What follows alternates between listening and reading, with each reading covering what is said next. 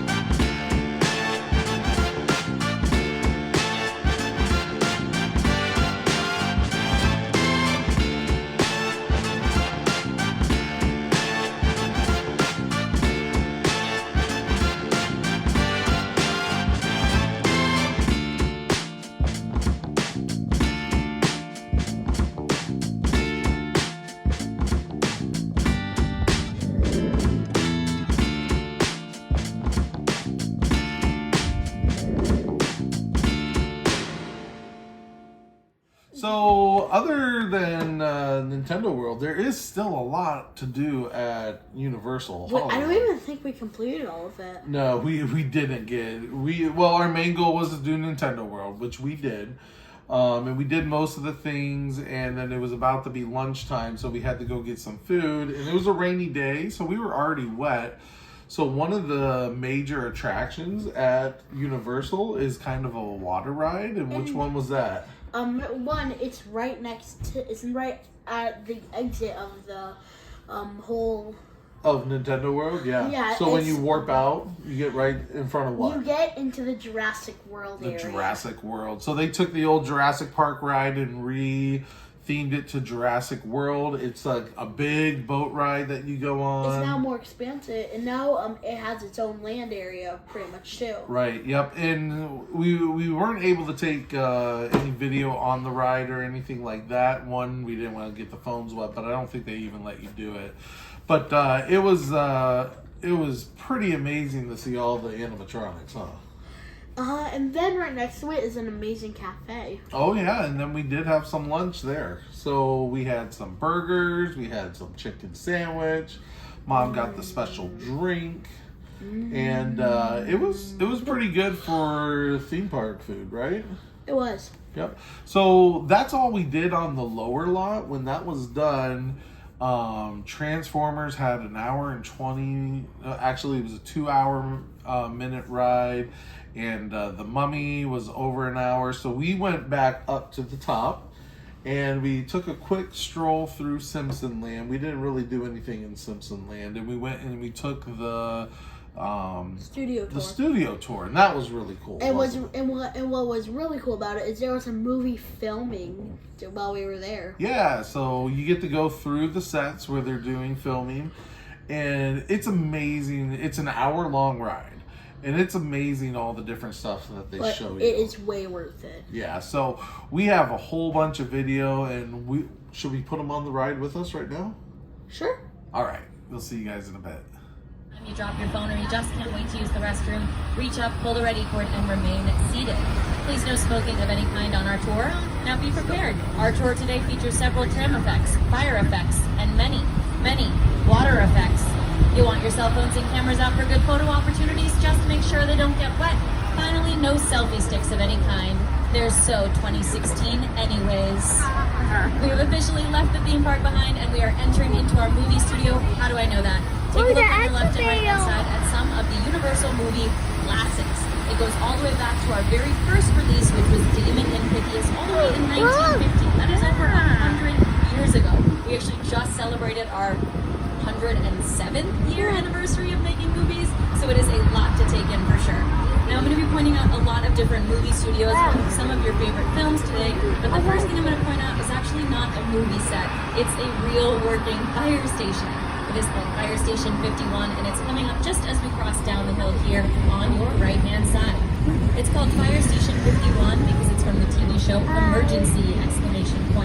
A fun thing to look out for in any other TV show or movie that you watch, if there's ever a fire and a fire station comes, check and see, because usually it is going to be Fire Station 51, tossing it back to that little Easter egg in Emergency.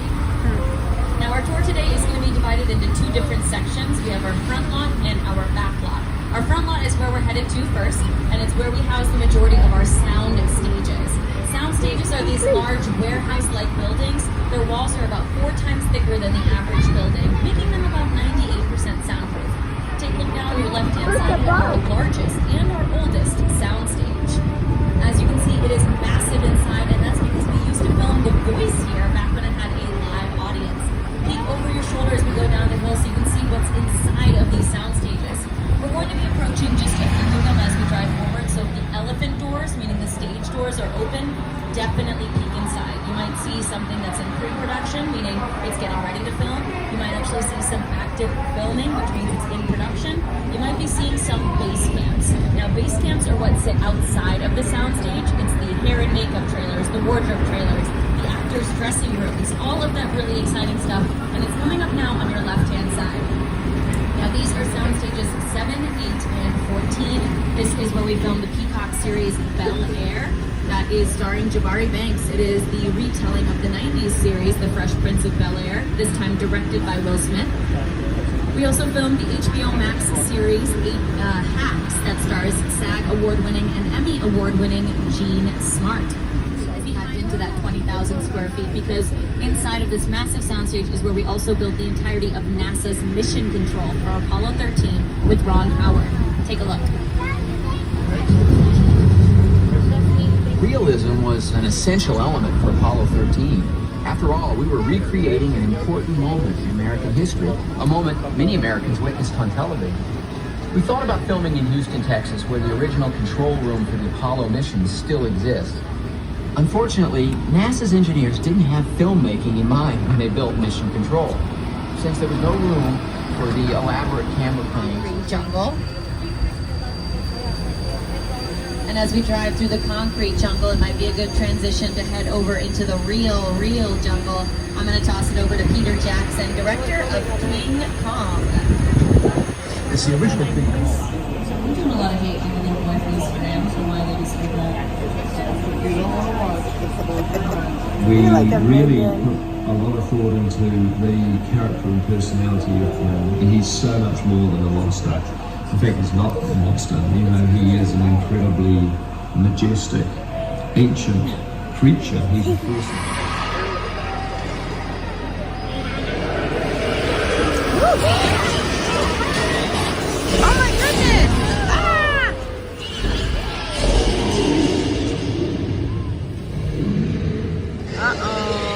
Put your glasses on.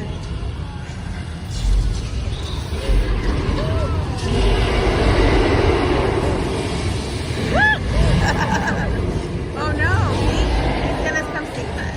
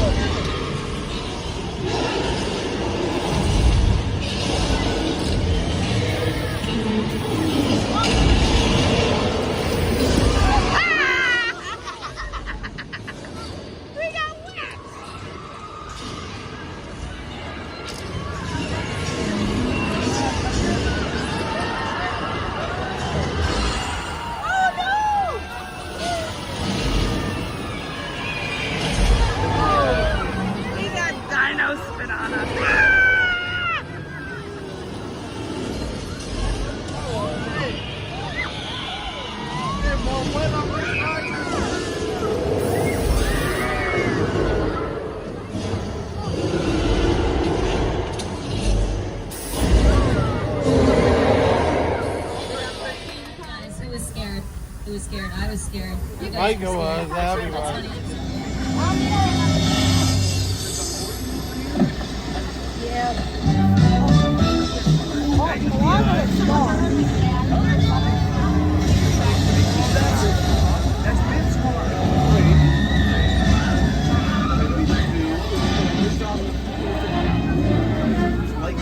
Oh, the Flintstones guys.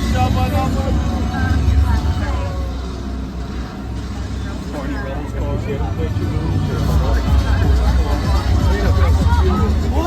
A lot of iconic picture cars here, including the Ford Anglia from Harry Potter and the Chamber of Secrets. Now that is actually one of 17 and a half models of that exact picture car, and that's because of how much destruction and damage it truly went through. So they need to have lots of different copies and models of the exact same picture car. So that is one of them.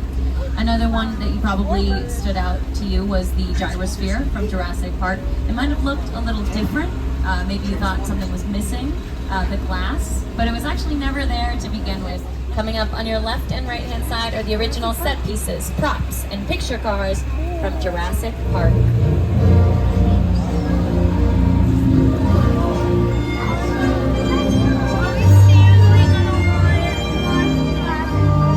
No, you're not.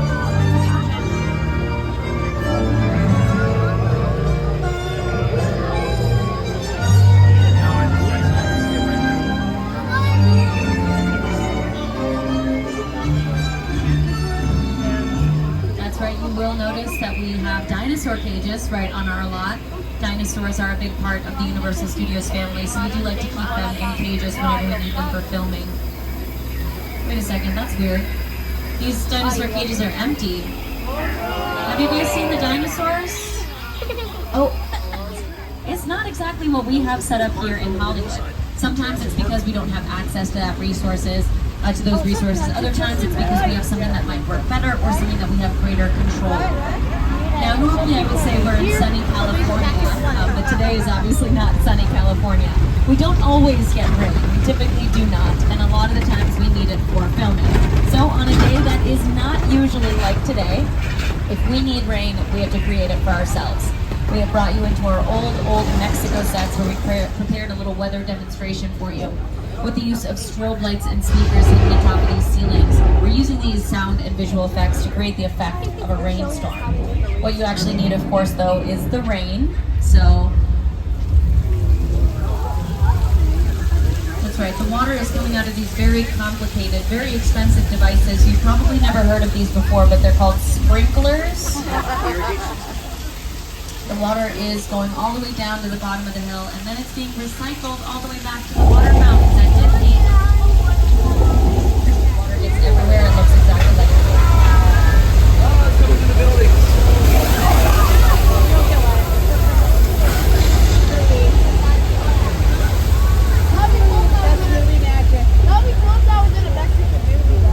If that flash flood looked at all familiar, you might recognize it from the movie Great Fat Liar with Frankie Muniz and Amanda Bynes. Let's take a look.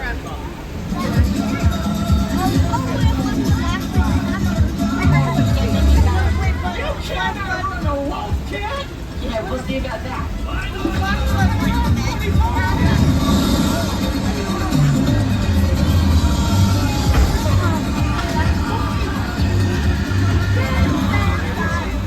But for now, we are saying he's out in the water right now doing one final sweep just to make sure that there are no other sharks. There's another shark, you guys. There's another shark. Oh, this is not good. You guys, and there is George. Help me call out to George. George! George, get out of the water! George! You know, you guys, it takes a lot of guts to be out there. Oh, and those are George's guts. Good thinking, Daryl. We will pull forward and we'll be safe next to these barrels of flammable gasoline. We'll hide here while the shark hopefully takes the bait. He's taking the whole pier instead.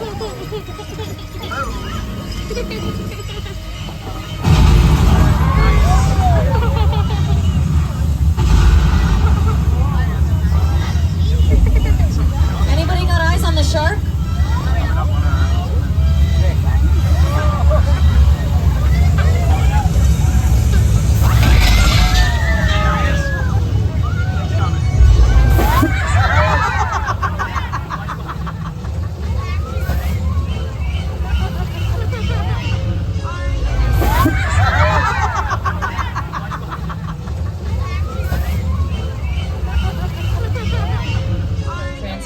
And it's right next to the police car from Public Enemy. A lot of really cool picture cars here that we can see, but I don't see any people sitting inside of these cars. I think we are to assume that they have checked into this here motel. Let's turn the corner maybe and see what we can find. Oh, I see what this is. Yep, I saw this movie. Hopefully you did too. It is Alfred Hitchcock's Psycho, and this is the Bates Motel.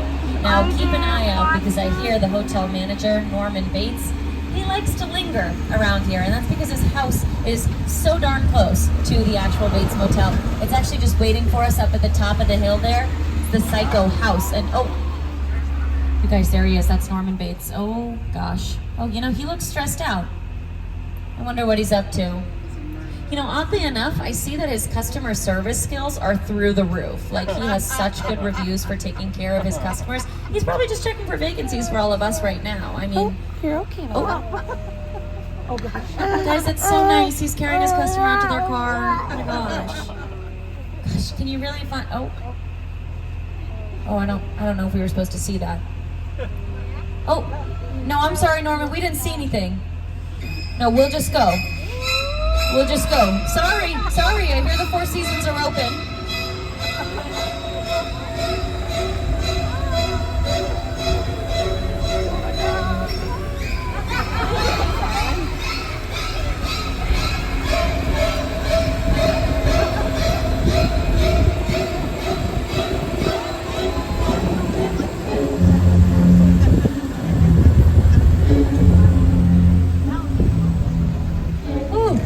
What a Psycho. And we are coming up on the Psycho house here on your left-hand side.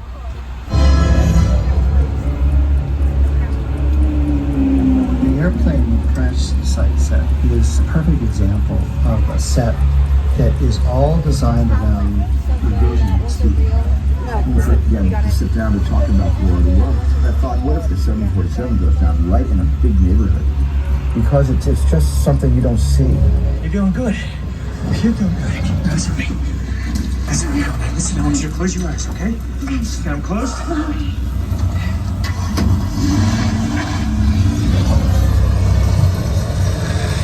Robbie, get in. Get in.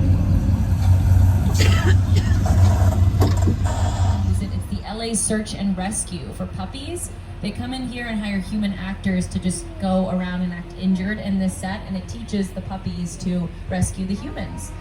So it's a really good end. Once we drive down this hill, take a look on your right, a little over your shoulder, and you'll see our Falls Lake area. Again, it's just a big blue wall, you can't miss it. Now we've talked about a lot of old relics, some good, it's actually one of our newer films. It's something that just most recently came out, and it was written and directed by Jordan Peele, who also wrote and directed Get Out and Us. This is like my favorite type of movie, like a little psychological, a little thriller, a little social commentary, a little bit of horror. I love all of that stuff. I love Jordan Peele. I love his movies. If you haven't already seen Nope, I definitely recommend that you go check it out. If you have seen it though, this is Jupiter's Claim. It is heavily featured in the movie, so hopefully this is pretty cool for you to get to drive through. Take a look. Movie magic only happens when a team of collaborators, often in the hundreds, work together to take an impossible notion and bring it to life. This is Jupiter's Claim, a nostalgic, small-time Southern California amusement park owned by former child star Ricky Juke Park.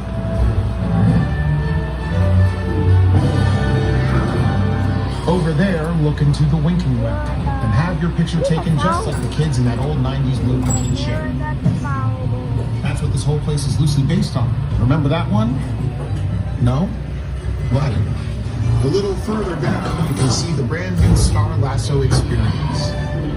Built to showcase an unbelievable new live show.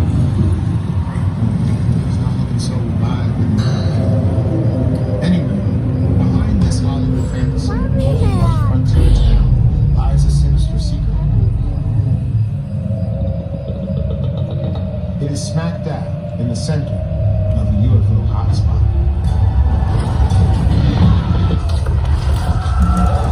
Welcome to the world of Nope.